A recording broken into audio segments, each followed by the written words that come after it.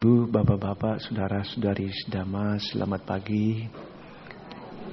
Terimalah salam saya dalam Dhamma. Namo Buddhaya. Topik kita pada kesempatan ini tentang perintang-perintang atau pengganggu-pengganggu perjalanan hidup kita. Pengganggu itu ada bahasa teknisnya. Sudah sering kita baca atau kita ketahui yang disebut sebagai mara. M-A-R-A tanpa H. Jadi bukan bentak-bentak orang itu, bukan. Marah. Yang tadi saya sudah terjemahkan sebagai perintang atau pengganggu. Dan sekali-kali bukan yang menggoda. Karena ada terjemahan menerjemahkan mara itu sebagai penggoda. Saya tekankan dalam pandangan Buddhis tidak ada penggoda. Tidak ada. Prinsip sederhana saja bahwa kita bukan digoda. Tapi kita yang tidak tahan melihat, mendengar, atau mengetahui sesuatu yang ada di sekitar kita. Jadi kita yang lemah. Kalau kita bilang penggoda, itu artinya kita pengecut dan suka mengkambing hitamkan yang lain. Jadi kalau terjadi sesuatu, salah kita. Jangan perbiasakan menyalahkan orang lain. Gara-gara adik sih jaya begini. Tidak ada itu. Kakak yang ambil keputusan. Jadi bukan adik yang dipersalahkan. Atau bukan siapa-siapa. Tapi diri sendiri. Itulah orang Buddhis. Kalau bermain siap tempur. Bukan bermain begitu digertak lari tunggang langgang. Nah. Kenapa ini saya ungkapkan, walaupun dulu pernah juga saya sudah bicarakan, itu gara-gara ya cerita kemarin dulu pagi lah, gara-gara bom lagi, penghalang, perintang lagi. Orang mau kerja pulang nama udah mati, kasihan. Dan hal begitu kan kita tahu sejak beberapa waktu yang lalu. Itu sering berbunyi di mana-mana dan banyak yang jadi korban. Tentu saja bukan saya pilih bulu, tapi ya saya juga berharap umat Buddha dan siapapun jangan jadi korban. Tapi tentu saja kita tidak bisa mengharapkan begitu saja tanpa berbuat sesuatu. Karena seseorang dalam pandangan Buddhis, kalau menginginkan sesuatu harus berbuat lebih dulu, berbuat kebajikan lebih dulu baru menginginkan sesuatu. Istilahnya kerja dulu baru minta gaji. Banyak orang minta melulu tapi tidak kerja. Nah, itu kan namanya tidak fair juga, tidak adil. Tapi kerja dulu. Nah, perintang itu ada 5. Yang pertama yang disebut kanda. Kanda mara. Pancakanda. Kita tahu yang dibilang pancakanda tersebut adalah jasmani kita sendiri. Itu bisa jadi perintang. Orang mau datang ke wihara, tapi kalau dia sakit perut, bagaimana mau datang? Dia lagi pusing. Atau sakit yang lain. Tak berdaya. Mau keluar rumah aja sudah pusing. Atau bangun dari tempat tidur nggak bisa. Udah. Kepingin mau datang. Tapi tak berdaya. Karena fisik tidak sehat. Atau bisa saja perasaannya lagi berantakan. Ada masalah-masalah tertentu yang bermunculan. Sehingga perasaannya tidak bisa dikendalikan. Atau ngamuk-ngamuk melulu barangkali. Yang ketiga, pikirannya dalam hal ini banyak ingatan-ingatan dia yang jelek-jelek melulu. Yang keempat, pikirannya juga tidak bisa teratur. Ya kalau 5 kesadaran itu agak berat karena yang 3 tadi selain jasmani itu pengaruh dari kesadaran itu sendiri. Nah inilah pancakanda yang membuat kita tak berdaya. Lalu perintang kedua. Nah ini sudah lebih dalam. Yaitu perintang karena panca indera kita tidak bisa dikendalikan. Keinginan kita terlalu banyak. Banyak ingin yang sederhana saja. Indera mata. Mau datang ke wihara atau mau nonton. Oh, ada yang berkelahi loh itu. Mau datang ke wihara atau ingin yang lain. Mancing. Sudah lain lagi. Atau mau jalan-jalan dan seterusnya dan seterusnya. Banyak model. Pengganggu yang ketiga, nah ini yang paling berat. Yang disebut abhisangkaramara. Kalau diterjemahkan dibilang itu kelompok-kelompok tertinggi atau paling besar. Sehingga ada yang pakai terjemahan sebagai pencipta-pencipta besar. Wah ini karma yang berbahaya dan ini yang susah. Saya ambil saja satu contoh karma yang sulit kita akan tangkis. Yang sudah populer dibicarakan. Saya pernah juga bicarakan khusus itu. Tapi bukan pada hari Minggu. Yaitu siapa yang masih ingat. Yang disebutkan nanti tanggal berapa itu? 21 Desember ya. Tahun 2012 ada prahara besar. Kiamat menurut perhitungan orang Maya yang ada di Amerika bagian tengah. Amerika bagian tengah lah. Mereka memperhitungkan itulah penggantian tahun. Selama ribuan tahun mulai tahun 1 pada tanggal itu. Dan pada waktu itu pergantian tahun itu masa transformasi yang besar dan pada hari itu atau berentet berapa hari itu akan terjadi kejadian-kejadian yang berat. Salah satu kejadian yang sudah diperhitungkan dan itu sulit kita tangkis adalah kiriman. Wah ini saya pakai bahasa canggih dulu ya. Kiriman elektromagnet dari matahari. Wah, banyak orang tidak ngerti itu. Itu elektromagnet itu maksudnya begini. Yang kaitan dengan matahari tentu. Selama ini, nah sekarang kita lihat di luar matahari lagi bercahaya terang benderang ya.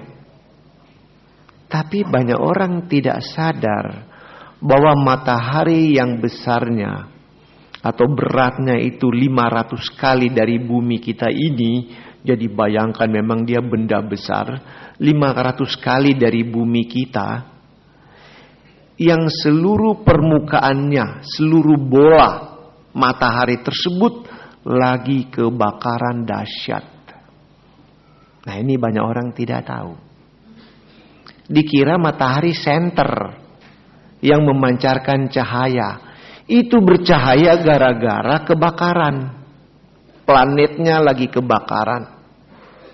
Dan kebakarannya begitu dahsyat. Sampai panasnya kemana-mana termasuk cahayanya. Dan apinya.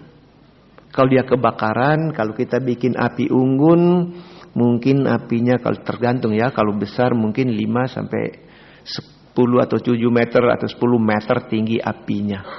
Begitu ya kalau bikin api unggun. Tapi kalau kebakaran di matahari, dia bisa kebakarannya sampai 500 km. Nah, bayangkan itu. Api itu 500 km jadi kebakaran di Jakarta. Apinya itu hampir sampai di Surabaya. Nyala apinya. Dan kalau nyala api itu lepas. Itu dia membawa yang saya tadi bilang. listrik dengan magnet yang begitu dahsyat. Tapi orang tidak ngerti, ini susah memang ini. Itu api itu mengandung listrik dan magnet yang begitu dahsyat, sehingga kalau itu lepas, dia bisa menghantam bumi, bumi terjadi kekeringan. Itu terjadi di tahun 1989 yang lalu, yang kena daerah Kanada. Sampai ada reaktor untuk air, ya untuk ke listrik itu meledak. Akhirnya Kanada kegelapan. Itu pernah terjadi. Dan itu kecil. Nah, yang ditakuti ini yang begitu besar. Akan terjadi nanti. Nah itu. Kalau itu terjadi, kita ini repot banget. Sebab selain dari matahari akan menghantam seperti itu, yang kedua, nah banyak orang mungkin cuma baca-baca di majalah atau buku yang dibilang Yellowstone yang ada di perbatasan negara bagian Nebraska, apalagi Omaha, ya Omaha Nebraska itu Idaho dengan daerah Oregon. Di sana ada semacam danau yang ternyata itu ya sekarang tetap masih keluar seperti mata air atau mata apa? Mau bilang mata air atau mata air lumpur yang ada di Lapindo itu. Itu sekarang sudah lebih memanas dan ternyata itu, tapi bedakan dengan yang di Sidoarjo tersebut, ini ternyata megavulkan. Megavulkan berarti gunung berapi yang besar sekali. Yang dulu pernah itu meletus kira-kira 800 atau 700 ribu tahun yang lampau. Dan modelnya yang sama di Indonesia ternyata punya. Kalau Anda sudah pernah pergi ke Danau Toba, itu sebenarnya megavulkannya Indonesia. Danau Toba kira-kira 720 ribu tahun yang lalu pernah meletus. Ya, siapa yang sudah pernah lihat Danau Toba itu akan tahu itu. Danaunya seperti di bawah lalu dikelilingi oleh dinding-dinding yang tinggi. Ternyata itu gunung besar sekali dulu. Nah, siapa yang sudah pernah ke sana akan ngebayang itu, kecuali Mardi belum pernah ke sana ya. Nggak tahu dia itu. Nah, itu waktu meledak 720 ribu tahun yang lalu, kira-kira 90% kehidupan di bumi ini mati. Jadi luar biasa kalau itu terjadi nanti. Nah, ini akan terjadi sekarang di Yellowstone yang saya sebutkan tadi di Amerika Serikat. Nah, saya sudah mikir-mikir kalau itu yang meletus, ya mungkin, nah kita tidak kena langsung, paling-paling abunya. Sebab kalau abunya naik ke angkasa, itu akan membuat kita itu jadi beku kira-kira 1 tahun. Beku, kebekuan terjadi di bumi kira-kira 1 tahun. Lalu musim dingin akan berlangsung, lebih dingin daripada sekarang maksudnya, kira-kira 1000 tahun. Wah, luar biasa. Dan itu juga yang bisa menyebabkan nanti bumi kita ini bergerak. Maksud saya bumi kita ini bergerak dalam artiannya sekarang tetap bergerak terus. Tapi nanti yang kutub utara, kutub selatan, khatulistiwa berubah tempatnya. Karena saya berikan contoh saja. Ya ini kan cuma penutupnya, cuma pipi aja. Ini tutup gelas aja, bukan apa-apa. Tapi anggap aja ini bola bumi, bulat. Kalau sekarang kita bilang kutub utara sebelah ini, pasti yang di atas. Supaya tahu kenapa utara selalu di atas. Karena kalau bahasa Sanskerta atau bahasa Pali, utara itu artinya atas. Itu. Sebab itu misalnya ada benua utara Kuru, yaitu bagian utara itu. Lalu bagian selatan. Ini pasti timur, ini barat. Nah, Katulistiwa yang di sinilah. Tapi kalau itu jadi ledakan hebat, dia bisa berputar tidak keruan kemana-mana. Bisa-bisa nanti Jakarta ini kutub utara. Jangan dulu tertawa. Berapa tahun lalu di kutub utara sudah dibor. Begitu itu dibor, memang masih berapa ratus meter, es melulu, es abadi itu, dibilang abadi itu, dibor terus sampai ke permukaan tanahnya, bebatuan. Nah itu dibor pakai pipa. Jadi begitu lihat di pipa kalau diangkat, es melulu, lalu bagian bebatuan atau tanah lah. Setelah diangkat itu, ya dikasih keluar itu, dilihat antara bagian tanah dengan esnya itu, di situ ditemukan daun hijau. Nah, karena kebekuan, daun yang sudah berapa ribu tahun, ratusan ribu tahun juga, atau berapa lama itu, tetap tidak membusuk karena di freezer. Ya. Jadi dengan kata lain, dulu yang dibilang kutub utara itu adalah daerah hijau. Nah karena ini ya bola bumi ini ya dia berputar kemana-mana, bisa kan? Seperti bola ditendang yang bagian atas, bagian bawah, kiri, kanan, muka, belakang itu ya bergulir, kita nggak tahu kemana. Akhir paling-paling kalau ditendang itu bola cuma berteriak gol aja, tapi kan yang bagian mana yang lebih dulu masuk? Nah itu. Nah coba bayangkan, tiba-tiba kutub utara ada di Indonesia, mati beku kita. Ya, Anda boleh tertawa, tapi begitulah. Kalau kita sudah belajar geografi itu, memang kita ini berantakan. Orang lupa, dikira di kutub utara kalau kita lihat di peta betul-betul dia di atas. Padahal itu miring begini loh, kira-kira 21 meter, 21 derajat dia miring. Lama-lama begini nanti, berubah itu Katulistiwa.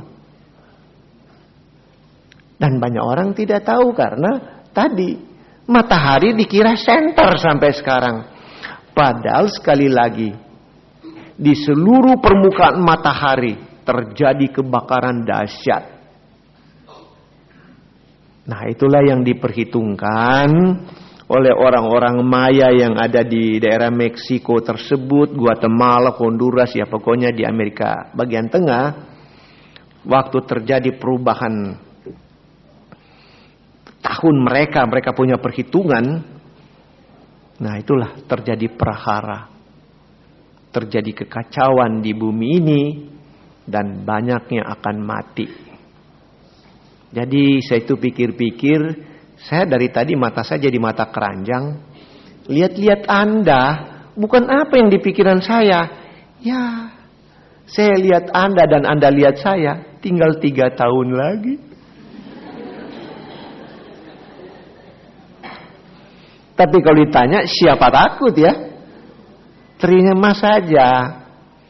Nah tentu saja, karena ini bercerita tentang kematian, banyak orang kan takut mati. Tapi mau dibilang apa? Buktinya bom meledak, dia mau takut mati atau tidak mati di hotel yang yang paling bagus, nomor 1 salah, boleh dibilang begitu. Toh bom meledak, mati juga kan? Jadi kita pun kapan saja bisa mati. Tapi kalau ditanya mau mati cepat, jawaban umum ya tidak mau. Bapak kita ini aja kalau ditanya mau mati cepat nggak mau. Nggak mau kan? Nggak mau. Saya juga kalau ditanya juga nggak mau. Tapi itulah tadi. Tidak mungkin kita bilang tidak mau lalu diem. Kita harus berbuat sesuatu. Dulu waktu terjadi demonstrasi-demonstrasi di sekitar tahun 98 dan sebelum itu, kan kita tahu banyak kekacauan yang terjadi. Ada rumah dibakar, mobil dibakar. Kita juga bisa masuk daerah itu, kita celaka karena orang demonstrasi sudah main lempar batu dan seterusnya. Nah, dinasihatkan oleh seorang bante waktu itu. Dia bilang begini, agar kita itu tidak berada di tempat-tempat tertentu. Kalau itu hanya main-main kecil dalam artian seperti bom itu kan cuma lokal-lokal saja. Nah, kita tidak tahu di mana itu akan meledak dan seterusnya. Maka untuk itulah kita disuruh berbuat kebajikan. Setelah berbuat kebajikan, kita berbuat tekad.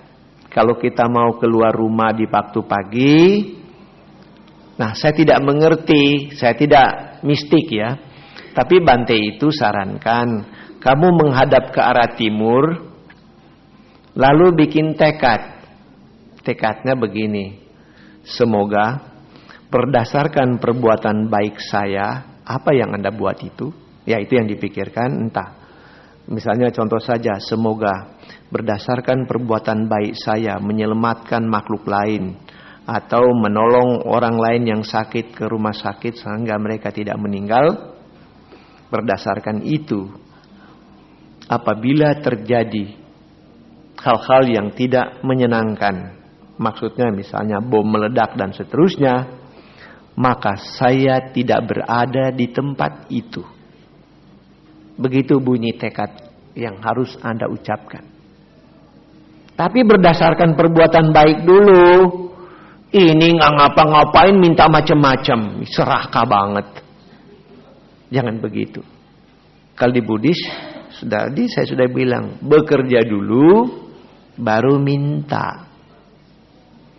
Nah, karena ini memang bicaranya mati, ya kita bikin tekad lebih spesifik lagi, lebih khusus. Nah, tekad itu harus didasarkan pada perbuatan baik dengan maksud supaya tidak mati. Nah, kalau takut mati, sudah dari dulu saya katakan,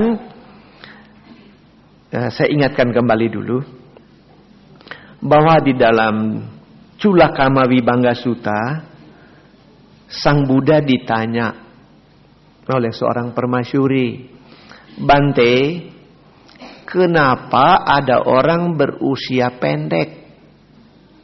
Alias maksudnya, kenapa ada orang yang masih muda udah cepat mati? Tapi kenapa ada orang yang berusia panjang? Nah, Sang Buddha menjawab, orang yang pada sekarang ini usianya pendek, itu karena pada waktu yang lampau dia sering membunuh. Wah, berarti killer. Sedangkan mereka yang pada sekarang ini berusia panjang, karena pada waktu yang lampau dia tidak melakukan pembunuhan dan banyak berbuat kebajikan. Nah, dari situ kita mengerti, kita menginfer, mengacu maksud saya, bahwa kalau kita membunuh makhluk hidup, usia kita pendek. Jadi dengan kata lain, saya ingatkan kembali, siapa saja yang di dunia ini usianya pendek, berarti mereka dulu suka membunuh. Tidak ada kecuali. Termasuk tentu saja saya berpikir sendiri, termasuk ada adik dan kakak saya. Kakak saya dulu baru umur 2 tahun sudah meninggal. Ada adik saya juga baru 2 tahun sudah meninggal. Saya renungkan mereka itu. Wah, pasti mereka killer-killer juga dulu. Nah, jadi saya tidak membela keluarga saya. Nah, Anda pun tidak perlu bela keluarga Anda. Karena faktanya begitu itu. Dan Anda pun bela diri sendiri sekarang kalau tidak mau mati cepat. Yaitu berusaha jangan membunuh. Sila pertama harus ditegakkan. Sudah begitu kita counter. Karena karma kita yang kita buat dalam hidup kita ini sudah terlalu banyak. Karena kita hidup sudah banyak kali. Sang Buddha bilang sudah ratusan ribuan kali kita hidup di bumi ini. Tentu saja pada kehidupan-kehidupan yang lampau juga kita ini sudah banyak membunuh. Ya sekarang mumpung belum mati, masih ada kesempatan, banyaklah menyelamatkan makhluk lain. Apa yang dibilang function, bantu orang yang sakit ke rumah sakit kalau dia tidak mampu, atau kalau kita juga tidak mampu bayar sendiri untuk mereka, ya rame-rame lah. Orang Jawa bilang saweran lah, kita kumpul, kita bantu orang lain, atau bantu mereka beli obat supaya keluarganya tidak jadi mati. Itu yang kita lakukan. Nah, berdasarkan perbuatan baik itulah kita bertekad. Semoga berdasarkan perbuatan baik ini, yaitu menolong makhluk lain atau menyelamatkan makhluk lain, maka bila ada hal-hal yang tidak akan menyenangkan yang akan terjadi, saya tidak berada di situ. Itu maksudnya. Tapi jangan bilang juga, semoga kalau saya naik pesawat, bukan pesawat saya yang jatuh, pesawat orang lain yang hancur. Itu brengsek juga kita. Ya pokoknya kalau jadi apa-apa saya tidak di situ. Itu aja pikiran kita. Yang penting kita banyak berbuat baik untuk menangkis apa yang akan terjadi nanti. Sebab ya tadilah, kita akan takut mati. Jadi Abhisangkara mara sebagai perintang cukup berat kita tangkis. Nah itu tinggal kembali pada diri kita. Kita mau berbuat baik atau tidak.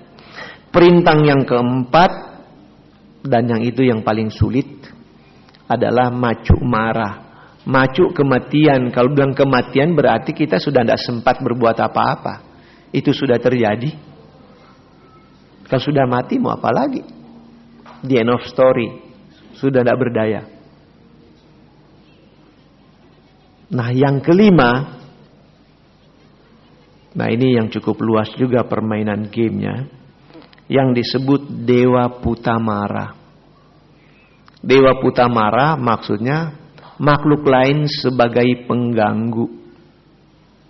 Walaupun ada kalanya makhluk lain itu sebagai pengganggu, ada yang memang langsung dia ganggu kita secara pribadi, tapi tinggal tergantung juga dengan konsep kita berpikir. Sebab saya berikan contoh dulu.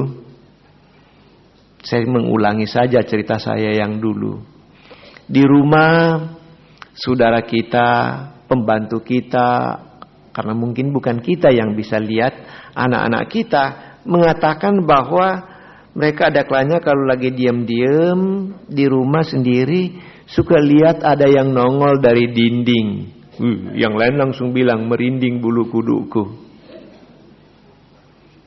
Tahu-tahu dia lewat begitu saja hilang. Nah lalu kita dapat laporan, kita berpendapat ada makhluk pengganggu. Makhluk kalau yang muncul-muncul begitu berarti mengganggu ya? Mengganggu tidak? Loh kok diam? Bagaimana? Tidak ya? Kalau tidak ya selamat aja, silakan bilang nongol-nongol aja lu gitu.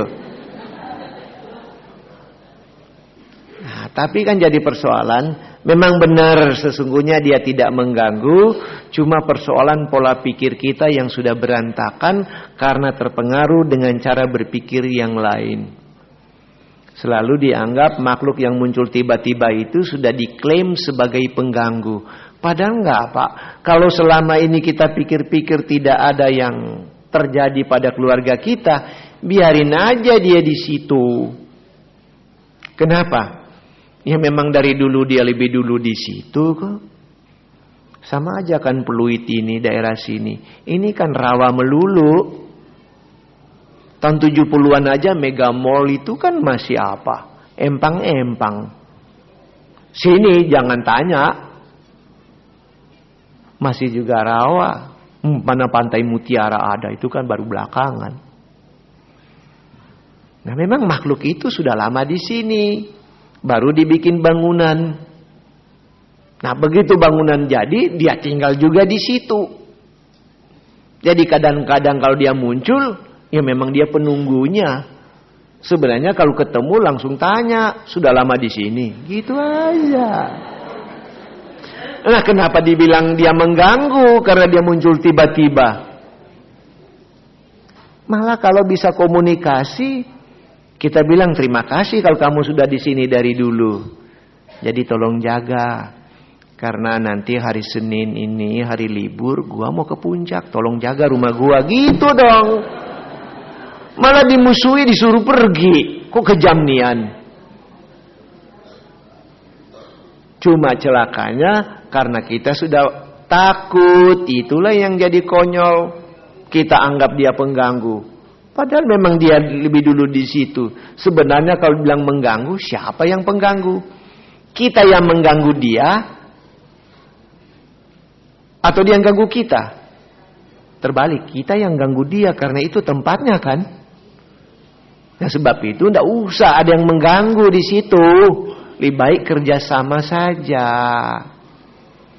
Jadi kalau kita pergi, ya kamu sendirian, tolong jaga, gitu aja. Pulang-pulang nggak kelihatan, dia langsung bilang terima kasih ya, rumah tidak apa-apa ya. Gitu aja. Nanti begitu kita bilang terima kasih, tahu-tahu dia sudah di samping. Siapa dulu dong yang jaga? Gitu. Kan jadi damai semua karena memang makhluk itu di mana-mana ada. Ya, tapi sebenarnya maksud saya bukan ini yang jadi topik pembicaraan saya untuk bagian ini. Maksud saya itu makhluk lain sebagai pengganggu itu ada kalanya karena memang mereka disuruh untuk mengganggu kita. Ada banyak model, tapi biasanya itu memang suruhan orang lain. Dia kerjasama dengan orang pintar tertentu yang mempunyai titel dukun, lalu kita dikerjain. Jadi ada orang tidak senang sama kita, minta bantuan orang pintar alias dukun yang suka bermain pakai istilah umum itu black magic. Nah, kalau black magic ini memang biasanya bekerja sama dengan makhluk lain. Nah, makhluk lain itulah yang mengganggu kita. Sampai saya berikan contoh yang konyol. Bayangkan, ada seorang pemuda mendekati seorang wanita. Bilang jatuh cinta, mau kawin dan seterusnya. Tapi wanita nggak mau, ditolak mentah-mentah. Karena memang nggak suka. Baru lihat tampangnya aja sudah tidak menarik, udah kriminal begitu. Siapa yang mau? Masa depan tidak jelas. Tapi kejar-kejar yang bersangkutan. Ditolak. Karena ditolak, dia nekat. Waduh, gua kalau nggak jadi dengan kau, gua mampus. Ada yang sampai begitu kan, biasa kan, gombal. Nah, tapi karena dia jadi, dia minta tolong. Datang ke orang pinter, apa? Peletin dia. Bisa juga itu. Tinggal tergantung karma Anda. Kalau kuat nggak tembus. Tapi kalau nggak kuat, ya bertekuk lutut. Akhirnya jadi kawin. Nah, coba bayangkan. Sudah sampai beberapa tahun jadi suami istri. Tapi si istri sebenarnya tidak cinta sama sekali. Jadi dengan kata lain, si pria itu kawin dengan robot. Kemana-mana bangga. Tapi tidak ada hubungan batin. Robot. Nah, setelah beberapa tahun, kemampuan tanda kutip pelet itu hilang. Nah, coba bayangkan si istri kebingungan. Tahu-tahu bangun di tempat tidur berduaan. Kenapa gua dengan kamu ada di sini? Ya memang dari dulu kamu kan istri saya. Kita udah kawin sudah 10 tahun. Siapa yang suka dari dulu aku benci sama kamu? Lagi ribut begitu, tahu-tahu ada 3 anak lari-lari. Mama papa udah bangun. Hah? Mama papa? Ini siapa ini? Iya, anak kita. Anak kita. Aku tak mau tahu dengan begini begitu. Waduh, celaka itu. Hancur sudah. Habis. Jadi suami istri cuma gara-gara dipelet. Nah, apakah bahagianya orang begitu? Saya dapat informasi ada wanita begitu, ada juga pria yang begitu. Jadi buat apa tuh hidup di dunia kalau begitu? Nah, itu yang saya anggap agak berat. Sedangkan kalau hipnotis jalanan, itu juga pakai makhluk lain. Ya, tapi kan cuma ambil harta doang. Ya, tapi itu pun tidak menyenangkan. Yang jadi persoalan selalu, dan banyak kali ditanyakan, bagaimana supaya kita tidak kena dipelet atau dikerjain oleh ilmu gendam hipnotis konyol tersebut, atau dihantam dengan permainan black magic yang lain. Nah, saya cuma menyarankan dari dulu, karena ini bermain dengan makhluk lain, maka selain memang karma kita yang harus diperkuat, kita bisa tambah juga perkuat karma-karma kita itu dengan rajin baca parita. Loh, apa hubungannya Pak rajin baca parita dengan black magic tersebut? Ingat, black magic pakai makhluk lain, itu rumusnya. Karena sulit orang yang pinter akan menggunakan kekuatan batinnya untuk black magic. Karena kalau dia untuk begitu, dia harus meditasi sampai jana. Wah, itu berat. Sehingga banyak yang bypass, bermain dengan makhluk lain. Nah, lalu main baca parita, yaitu rumusnya. Bahwa kalau kita baca parita, itu sama dengan kita mewakili Sang Buddha untuk menyampaikan khotbah-khotbah Sang Buddha. Itu parita-parita adalah khotbah-khotbah Sang Buddha. Malah itu inti-inti khotbah Sang Buddha itu yang dijadikan parita. Nah, kenapa itu dinamakan parita? Karena kata parita artinya perlindungan atau pelindung. Lalu apa hubungannya bagaimana parita itu pelindung? Ya, itu memang agak perlu keterangan. Pelindung itu dalam artian begini. Kalau kita rajin baca parita, itu sama dengan kita mewakili Sang Buddha membabarkan dhamma. Kepada siapa? Kepada para dewa dan manusia. Sayang, manusia umumnya di Indonesia, kalau dengar parita, tidak mengerti apa artinya. Cuma tahu itu orang itu sembahyang. Atau bilang ya baca parita atau niamcing aja, cuma begitu. Apa artinya? Tidak mengerti. Tapi sasaran parita itu atau khotbah itu bukan cuma manusia, yaitu kepada para dewa juga. Nah, para dewa ini yang mengerti parita. Lalu ada juga yang kritik saya atau bertanya, Pak, apa semua dewa bisa tahu bahasa Pali? Wah, saya juga dengan cepat menjawab, jangan takut, di sana banyak penterjemahnya. Kok Bapak tahu? Nah, kenapa juga kamu tahu dewa-dewa nak mengerti? Sama-sama berteori kok ya. Jadi yang penting baca parita dululah.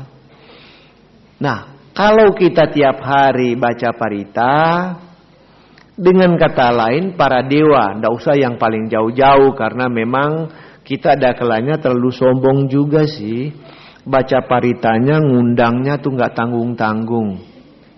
Itu, baca itu. Aradhana Dewata.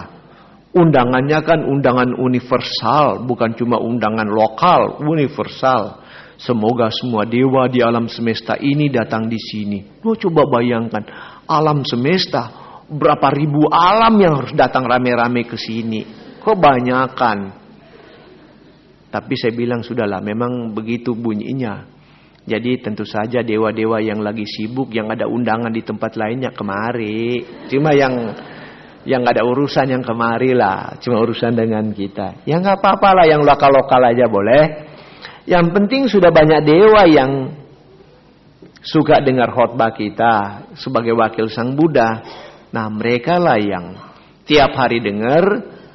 Ya akhirnya mereka menganggap kita sebagai guru mereka. Kita manusia yang jadi guru para dewa malah. Sehingga kalau kita kemana-mana, para dewa ikuti kita. Kenapa? Mereka mau dengar khotbah kita lagi. Dan dianggap itu suhu. Jadi kemanapun kita pergi, banyak dewa yang ikut. Coba bayangkan kalau dia anak muda. Banyak dewa yang ikut. Hebat bukan? Itu juga risikonya. Begitu dia pacaran, para dewa yang lihat bingung. Walah, bos gua ini sudah mau mulai lagi itu di. Sudah berdua-duaan di bawah pontoge. Satu bilang, gak ada siapa-siapa, cuma kita berdua. Padahal dewa banyak yang lagi nongkrongin. Lihat tuh, mau mulai. Dan nggak apa-apa lah, biarin mereka lihat. Ini kita manusia duniawi. Ya sudahlah. Tapi yang menarik apa? Kemana-mana kita pergi dikawal begitu banyak para dewa. Jadi kalau nanti ada makhluk yang nakal, disuruh oleh orang tertentu karena dia tidak suka sama kita atau dia mau apa tuh istilah jalanan mau dihipnotis, dia akan pakai makhluk lain. Nah, begitu kita mau ditanyain di mana jalan ini, kita jawab aja tenang-tenang. Si makhluk itu yang kebingungan. Aduh, gua mau sikat orang ini, tapi kok bodyguardnya kebanyakan. Begitu orang makhluk itu sudah mendekat kita, waduh, para dewa pelindung kita langsung tanya pakai bahasa dewa tentu. Hey you, what do you want?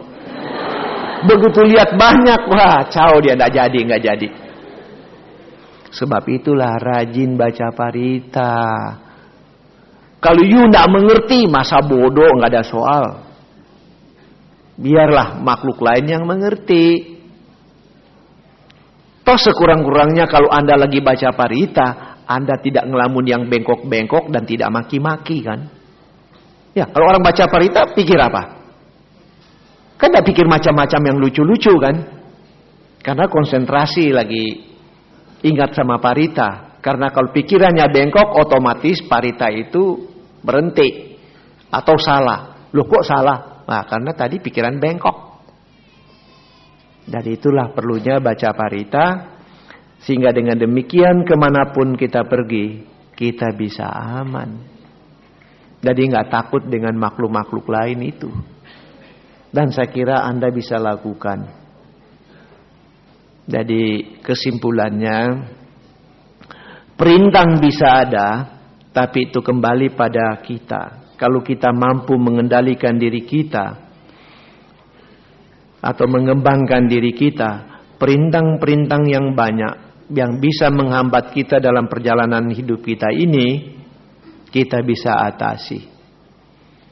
Sehingga keinginan kita sebagai manusia awam yang selalu disebut ayu wano sukang balang. Ayu maksudnya umur panjang. Wano warna maksudnya penampilan kita bagus. Selalu dibilang kecantikan dan kegantengan. Sukang kita selalu bahagia. Bala dan kita selalu sehat-sehat. Itu bisa kita dapati dalam perjalanan hidup kita. Baik, saya kira itu sebagai pengantar saja di pagi hari ini untuk Anda renungkan. Jadi yang paling penting kita banyak berbuat kebajikan saja. Apapun yang mau terjadi, terjadi saja. Tapi kita sudah siap untuk menerima itu secara wajar. Mudah-mudahan apa yang saya uraikan ada manfaatnya. Selamat pagi, Namo Buddhaya. Silakan. Sini sudah ada beberapa pertanyaan.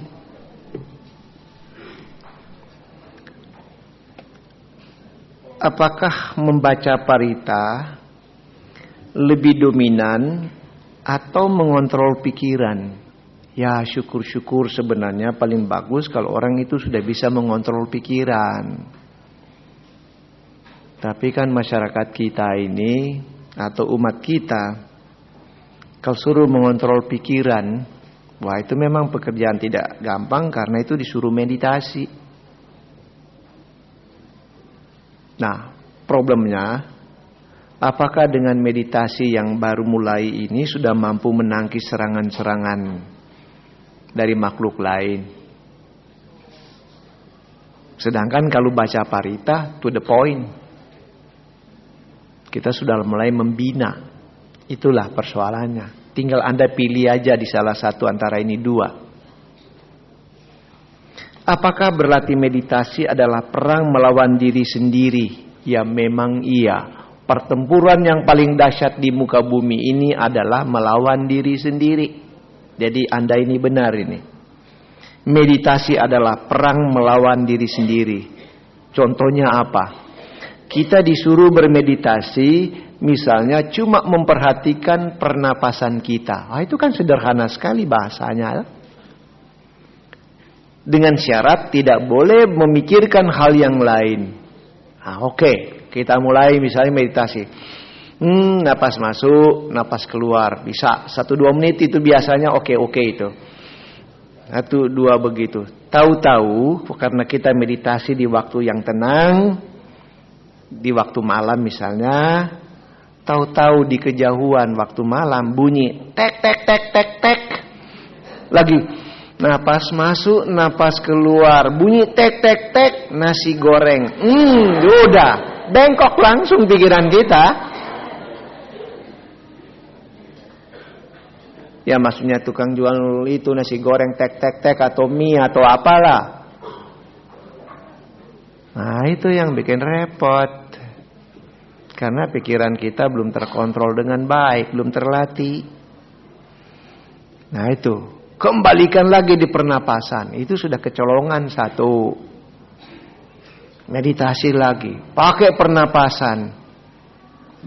Pakai pernapasan, dia ngebayang lagi bernapas. Pikirannya bengkok lagi. Begini napasnya ngos-ngosan seperti lagi pacaran. Bengkok lagi. Kacau lagi. Dan seterusnya. Terlalu banyak gangguan. Itu pekerjaan sederhana tapi ternyata berat. Kenapa? Dia berkelahi dengan diri sendiri. Bukan dengan siapa-siapa. Jadi benar pernyataan itu. Meditasi adalah perang melawan diri sendiri. Memang itulah pertempuran yang paling dahsyat. Sang Buddha katakan, bukan mengalahkan ribuan orang Anda dikatakan sebagai pahlawan. Tapi pahlawan sesungguhnya adalah apabila Anda mengalahkan diri sendiri.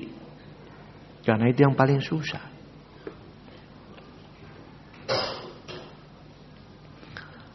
Wah, ini ada pertanyaan yang pendek. Apa itu nibbana? Nibbana, tidak, bana kacau. Nah, itu maksudnya tidak kacau. Jadi kalau tanya letter luck-nya bunyinya begitu, tapi maksudnya tidak kacau ini artinya kita sudah tidak terkacaukan oleh kehidupan kembali. Kenapa begitu? Gara-gara pikiran kita sudah bersih. Jadi sebenarnya letter luck pengertian nibbana itu adalah batin yang bersih. Jadi nibbana bukan tempat tapi kondisi batin yang bersih. Nah lucunya kalau saya kasih contoh. Kondisi batin yang bersih itu bagaikan batin kita yang penuh kesadaran ini. Tapi dalam kondisi seperti tertidur nyenyak. Wah, orang kalau tertidur nyenyak, tidak mimpi, tidak berpikir yang indah maupun yang buruk, itu happy banget sebenarnya ya. Karena tertidur nyenyak. Coba kalau lagi mikir terus, nggak bobok-bobok. Aduh, paling capek itu besok pagi bangun fly away gitu.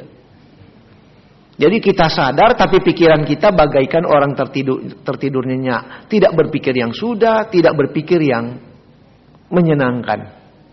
Tenang, begitu saja. Tapi dalam artian ini adalah karena semua kekotoran batin sudah dilenyapkan. Nah, orang yang begini apabila dia meninggal dunia, ya biasanya itu para arahat dan para Buddha, tidak akan terlahir kembali. Jadi nibbana itu bukan tempat, bukan masuk nibbana, bukan. Karena itu bukan tempat, tapi keadaan batin yang bersih.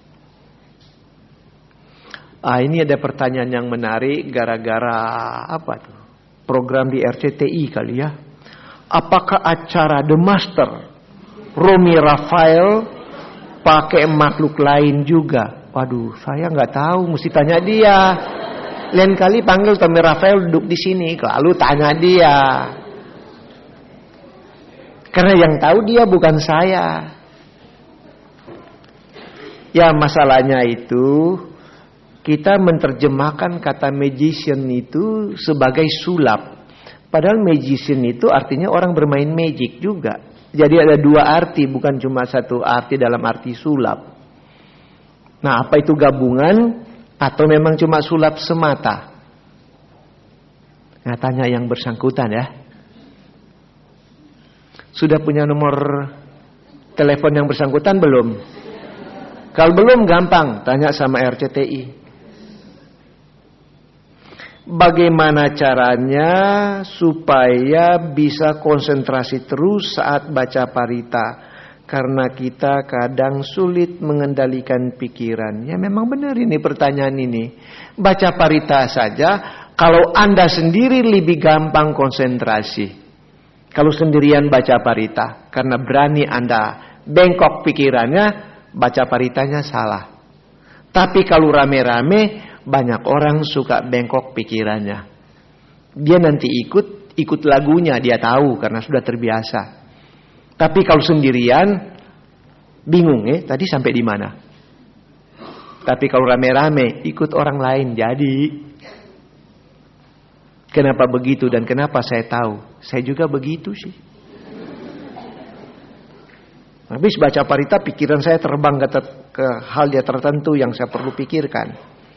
Jadi saya lupa sampai di mana tadi. Ya karena dengar orang parita itu begitu, ya saya ikut aja cepat. Kan sudah ikut hafal juga sih.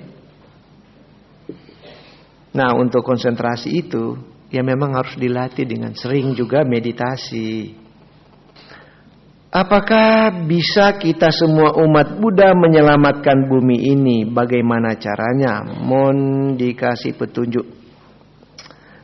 Begini. Kalau umat Buddha itu pintar-pintar semua juga bisa. Tapi harus lebih pintar dari orang yang lain. Tapi kalau umat Buddha walaupun banyak tapi bodoh, orang lain kerjain kita. Kenapa? Kita mau selamatkan bumi kita. Kita bersatu umat Buddha, tapi orang lain cuma sedikit tapi lebih pintar dari kita. Dia bikin bom nuklir, kita mati semua. Ya kan? Karena dia pintar kok. Nah memang kita harus lebih pintar dari yang bersangkutan. Tapi kalau kita semua umat manusia di bumi ini bersatu itu bisa. Tapi memang ini agak susah karena memang di dalam pandangan Buddhis juga disebutkan apabila moral manusia di bumi ini sudah bobrok, maka alam juga tidak akan bersahabat dengan kita. Disebutkan nanti musim pun berubah. Sebab kalau tadi yang saya katakan, wah memang ada bahasanya itu. Kalau gelombang atau badai matahari muncul, yaitu solar storm namanya itu. Yaitu melepaskan nyala apinya elektromagnetiknya yang begitu kuat. Di bumi ini jadi musim kering yang luar biasa. Dan musim pun akan berubah. Nah kalau sudah musim berubah, ya berantakanlah kita. Kita mau menanam bagaimana? Yang tadinya kita pikir mulai musim semi misalnya begitu, tahu-tahu jadi beku.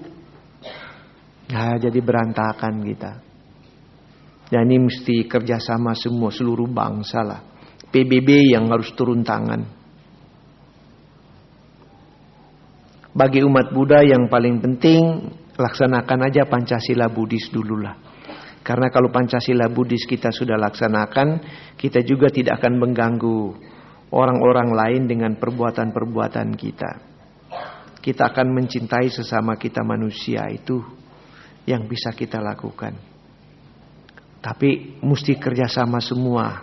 Kalau tidak, sulit. Kalau cuma umat Buddha kita agak repot. Wah ini yang menarik.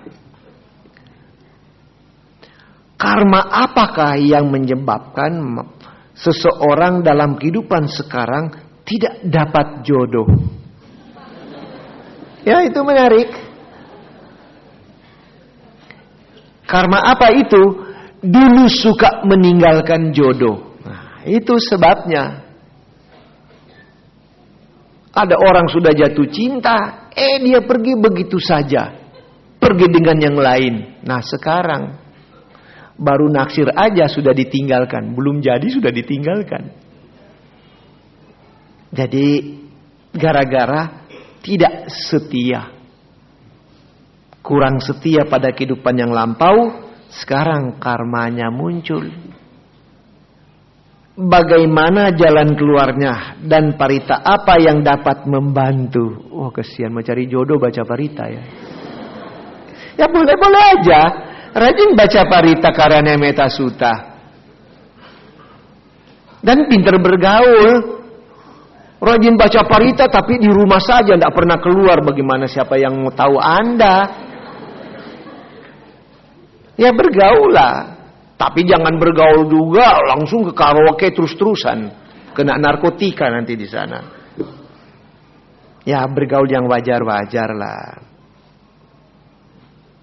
Ya mesti berhubungan dengan yang lain. Kasarnya sekurang-kurangnya bermain Facebook juga ya.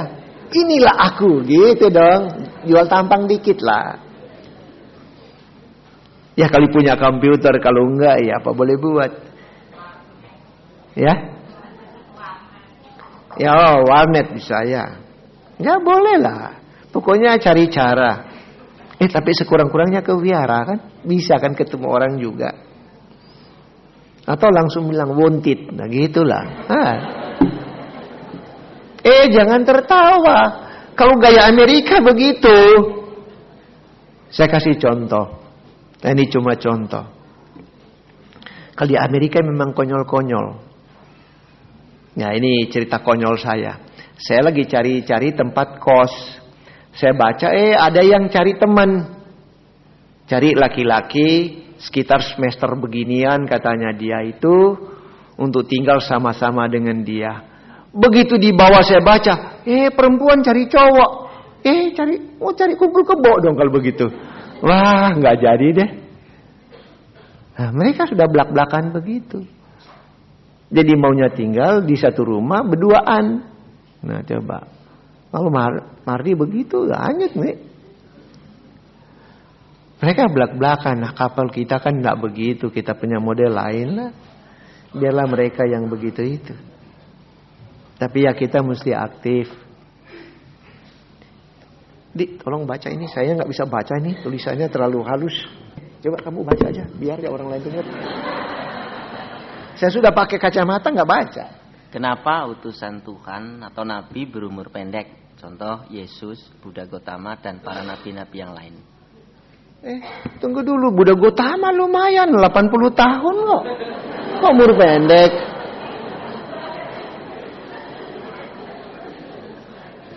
Dan menurut sumber yang saya tahu, Yesus itu umurnya panjang sampai 120 tahun. Memang yang tertulis di buku itu cuma 33 tahun. Tapi ada sumber yang mengatakan sampai 120 tahun. Nah ini informasi dari mana? Ayo. Kok bilang umur pendek? Nabi Muhammad juga panjang kok umurnya. Panjang.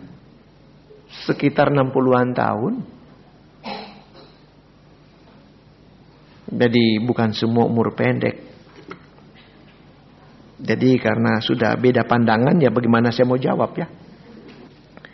Bisakah dijelaskan menurut ajaran agama Buddha bagaimana bumi ini ada atau terbentuk? Apakah ada yang menciptakan? Di agama Buddha tidak mengatakan ada penciptaan tapi tidak ada yang mencipta seperti di konsep yang lain. Tapi ingat, bumi di alam semesta ini menurut pandangan agama Buddha ada miliaran banyaknya. Ingat ya, beda konsep dengan ajaran lain. Dan di setiap bumi itu ada manusianya. Jadi manusia bukan cuma kita. Dan sebelum bumi kita ada, sudah miliaran bumi lain lebih dulu ada. Sama saja dengan yang bertanya ini. Sebelum si penanya ini lahir, mama papanya dan lain-lain sudah lebih dulu lahir. Nah, kalau mau dibilang bagaimana terbentuk, kita baca Parinibbana Sutta, salah satu dari 8 penyebab terjadinya gempa bumi. Di situ Sang Buddha mengatakan, bumi yang luas ini berasal dari cairan. Cairan berasal dari udara, dan udara ada di angkasa. Saya baca itu kaget. Karena terlalu canggih pernyataannya. Nah, tinggal tergantung siapa yang baca dan latar belakangnya apa. Bumi berasal dari cairan. Cairan berasal dari udara. Udara ada di angkasa. Ya, angkasa maksudnya space. Ya benar. Kalau cairan misalnya air, itu kan H2O. Itu kan oksigen dengan hidrogen. Tapi kan di bumi ini macam-macam kan. Ada karbon juga, ada yang sampai ada besi dan seterusnya. Tapi ternyata besi itu pun berasal dari udara. Sekarang kita bilang besi. Sebab itu saya suka main-main bilang, benda yang paling terkeras di muka yang di bumi ini apa sih? Apa? Batu.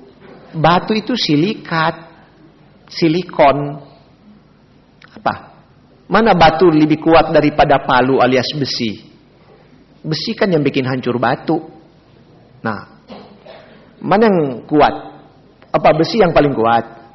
Bukan.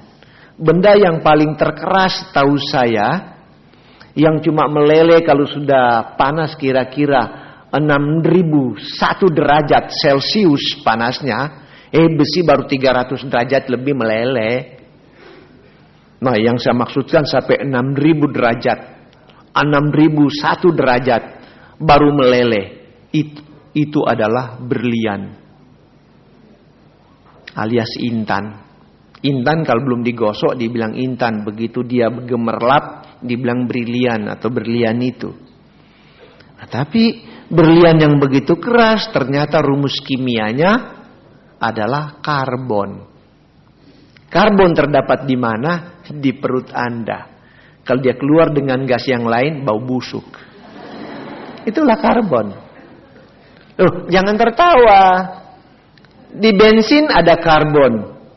Kan CHO aja itu rumus kimia. Alkohol juga ada karbon. Ini CHO memang begitu aja kan. Nah, jadi itulah kata-kata Sang Buddha bahwa bumi ini berasal dari cairan. Cairan itu ada di udara. Nah, berasal dari udara. Nah, udara itu ternyata ada. Jadi nanti benda-benda itu, kalau kita sudah belajar atau di jalan dulu ada tulisan nano-nano apa itu. Benda yang paling terkecil kan dibilang nano-nano atau quark. Nah, quark itu bukan lagi benda fisik yang kita bisa lihat, tapi itu sudah sebagai forsa-forsa atau kekuatan-kekuatan yang ada tapi kita tidak bisa lihat, cuma bisa rasakan. Nah, itu dari situlah terbentuk. Karena kalau kita mau cari tahu bagaimana itu terbentuk, secara ilmiah diterangkan bahwa itu berdasarkan gravitasi. Nah, gravitasinya siapa? Bukan daya tarik bumi yang dipersoalkan. Bahwa partikel-partikel yang ada di alam semesta ini, yang saya suka main-main dari dulu, suka tanya, kalau benda yang dibikin kecil sekali jadi apa namanya? Atom. Kalau atom dibikin kecil lagi jadi apa? Apa? Elektron atau ion-ion lah. Nah, dibikin kecil lagi ini ion-ion, elektron, neutron ini dibikin kecil apalah? Apa namanya? Banyak ilmu kimia udah mandek sampai situ memang. Nah, itulah yang dibilang quark atau nano-nano sekarang. Bukan nano-nano asam manis itu, bukan. Nano-nano ini. Benda kecil. Nah, di dalam satu elektron ternyata ada 3 quark. 1 positif, 2 negatif. Jadi positifnya di tengah dengan 2 negatif di samping. Gara-gara ini saling tarik 2 negatif, itu berputar. Gara-gara dia berputar, itulah inti dari gravitasi. Nah, akhirnya dan lain saling tarik-menarik, mulai membentuk partikel-partikel yang lebih gede, lama-lama membentuk ya bumi ini. Dari situ ceritanya bagaimana terbentuknya satu benda itu. Nah, dengan pernyataan bahwa ada makhluk lain, ada manusia lain selain makhluk di bumi ini, nah itulah yang dijawab dengan adanya alien-alien tersebut. Tentu saja alien itu kalau dia sudah bisa terbang dengan pesawat kecepatan cahaya, berarti mereka lebih dulu lama ada dari kita, sehingga teknologinya sudah canggih. Jadi kalau mau tanya bagaimana asal-usul manusia di alam semesta ini, jawaban saya, jangan tanya di bumi kita karena kita belakangan muncul. Tanya yang lebih tua dong. Mana? Tanya sama alien. Nanti alien itu kita tanya, dia bilang ada alien lebih tua dari kita. Wah, tanya terus ke sana, entah sampai di mana nggak tahu lah. Pokoknya alien dengan alien aja lah. Wah, ini mesti pakai asisten lagi, tolong bacalah. Menurut pengikut Mr. J, bahwa Mr. J, Ya. Mr. J lebih suci dari Sang Buddha karena Mr. J lahir tanpa ayah. Artinya Mr. J dilahirkan tanpa melalui sperma laki-laki. Berbeda dengan Sang Buddha yang dilahirkan harus melalui sperma laki-laki atau hubungan intim antara seorang ibu dan ayah. Menurut satu dulu Pak ya. Yang pertama. Kalau cerita begitu, ada yang bilang dia lahir tanpa sperma, bagi saya bukan soal. Tapi saya punya buku sendiri juga yang ditulis oleh orang-orang agama itu juga, yang mengatakan dia dulu pernah pergi ke India belajar agama Buddha di sana. Jadi kalau ditanya agamanya apa, dia itu agamanya Buddha gitu. Jadi dia harus akui bahwa suhunya ternyata Sang Buddha. Ada bukunya. Kalau tidak percaya ikut saya pergi tunjuk itu materinya. Dia pernah ke India, jadi dia dibilang mati tadi, pertanyaan itu bilang umur pendek, tapi saya bilang umurnya 120 tahun malah. Dia itu bukan mati pada umur 30-an itu, tapi dia pergi ke India, nanti dia mati di India. Kuburannya menurut informasi yang ada di dekat Srinagar sana, di kota Srinagar di daerah India Utara. Jadi terbalik-balik. Yang bertanya kurang informasi. Ya, lanjutkan. Berikutnya, menurut pengikut Mr. J bahwa misteri lebih hebat dari Buddha dan nabi-nabi yang lainnya karena Mr. J wafat dan dapat bangkit lagi. Berbeda dengan Buddha dan nabi-nabi yang lain yang wafat dan tidak dapat bangkit lagi. Yang artinya bahwa Mr. J benar-benar hebat dan Mr. J adalah Tuhan. Bagaimana menurut pendapat Bapak? Ya, bukan begitu ya. Tadi sudah bilang dia ke India belajar agama Buddha.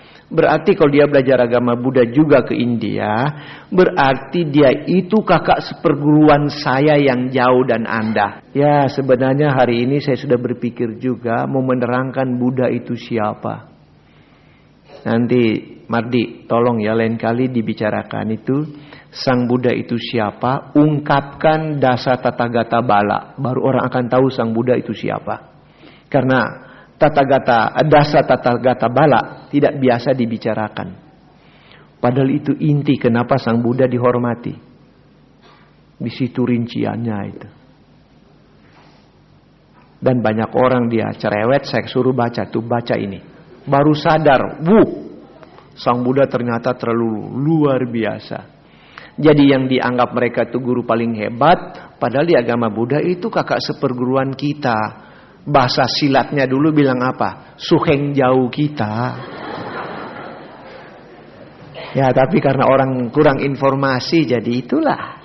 Apabila kita mempunyai altar Buddha di rumah, apakah altar Buddha kita juga ada penjaganya? Apabila kita baca parita setiap hari, ya, logika Buddhis begitu, karena mereka tinggal di situlah.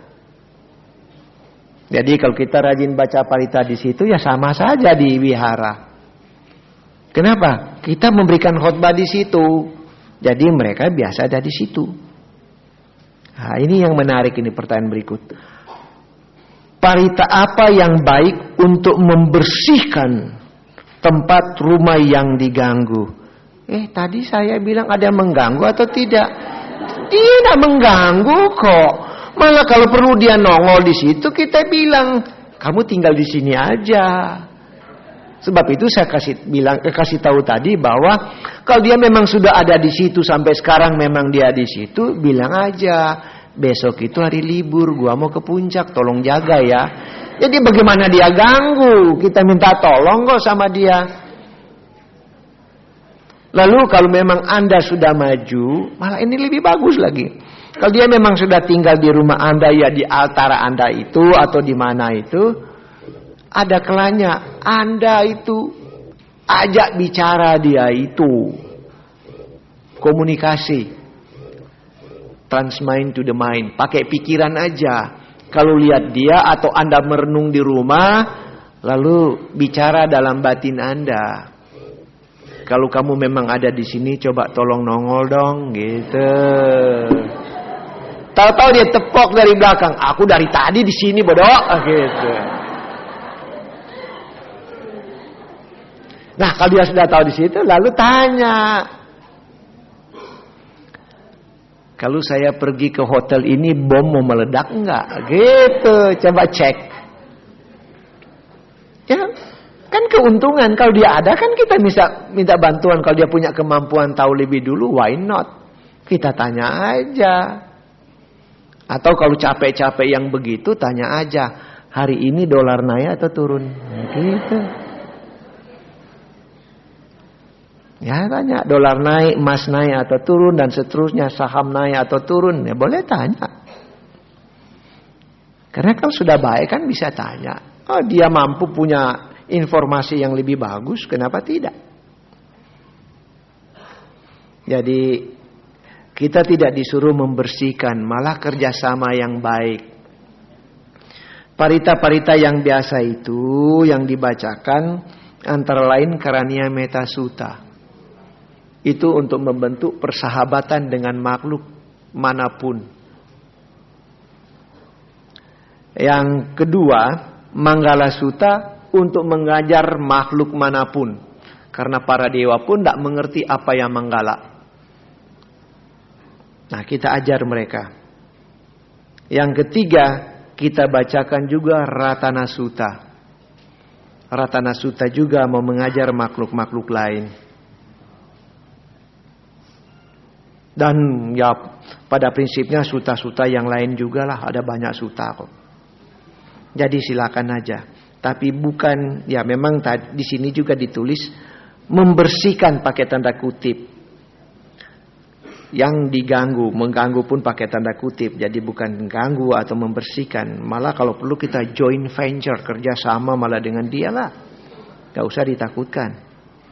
Atau kalau masih single tadi, supaya dapat jodoh, tanya dia, jodoh saya mana yang cocok sih? Gitu dong. Tanya aja. Kan sama dengan teman kita tanya, cari informasi. Nah, kalau sudah kenal yang bersangkutan di makhluk ini, ya tanya sajalah. Apakah dengan berlatih meditasi dapat menyembuhkan penyakit? Ya, bukan semua, tapi banyak yang tertolong. Khususnya penyakit-penyakit yang disebabkan oleh, ya secara psikologis, orang stres. Kalau orang stres bisa macam-macam muncul. Tadinya dia bukan tukang garuk, ini sekarang sudah rajin main gitar sendiri di badannya. Kasihan. Karena stresnya, atau gigit-gigit jari atau apa yang lucu-lucu. Tapi dengan dia meditasi dia lebih tenang, bisa. Juga bisa menghilangkan fobia-fobia kalau dia kuat. Fobia apapun bisa dilenyapkan. Jadi banyak ya akan tertolong kalau orang itu bermeditasi. Bagaimana cara atau sikap meditasi yang baik dan benar?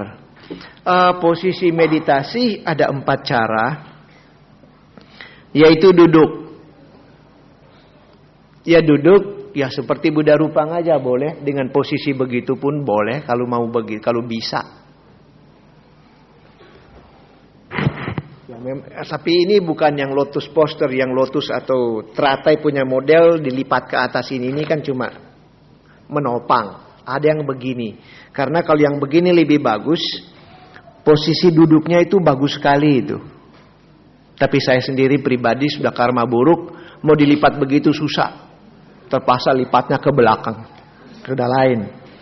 Nah, duduk itu bukan selalu harus duduk dengan posisi begitu. Duduk di sofa pun boleh aja. Mau duduk di bangku pun jadi, di kursi pun jadi. Tapi bagi pemula jangan sandar. Karena kalau nyandar lama-lama begini.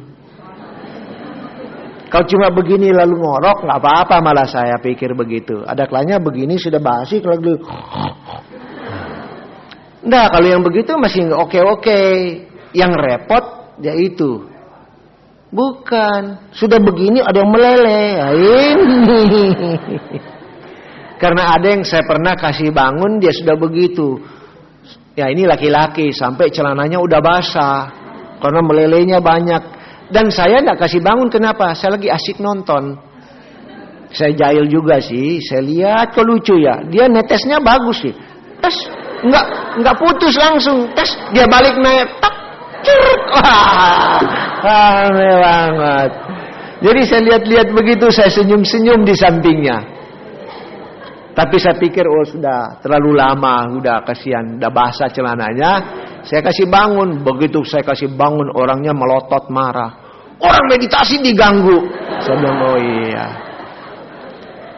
Sampai saya bilang memang Bapak hebat meditasinya.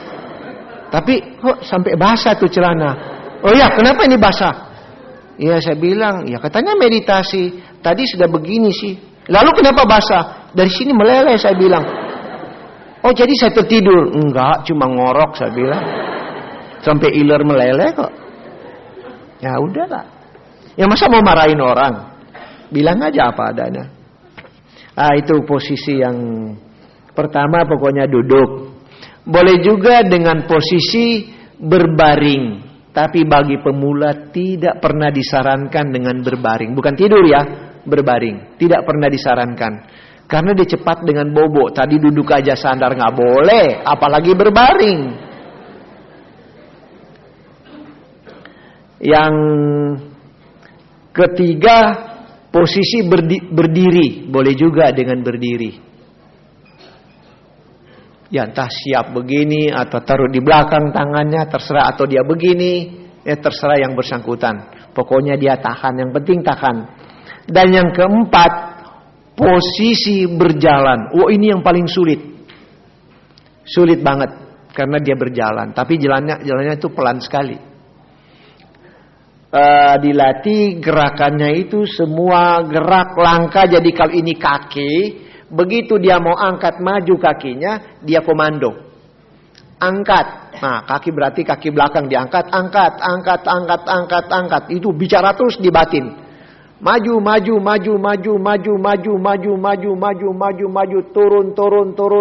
turun. Nah, ini begitu turun, angkat, maju, begitu terus. Jadi pikirannya tidak disuruh memikir yang lain-lain selain gerakannya dia itu sadari. Nah, jadi bisa misalnya itu 2 meter saja.